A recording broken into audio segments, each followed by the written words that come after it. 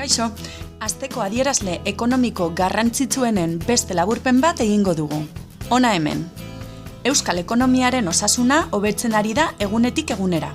Hala erakusten du BPG-aren urte arteko tasak bigarren hiruhilekoan, ekainean aurreikusitakoa baino pixka bat gorago baitako. Bigarrenik, badakigu enpleguak gora egiten badu, langabeziak bera egiten duela eta puntu horretan gaude.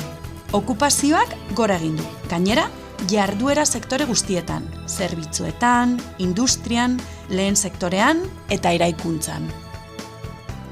Bestalde, industriako prezioen bilakaerak igoera izan du ekainean, indize askok osatutako puslea dela eta.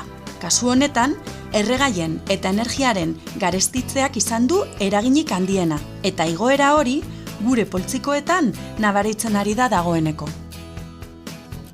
Hurrengora arte!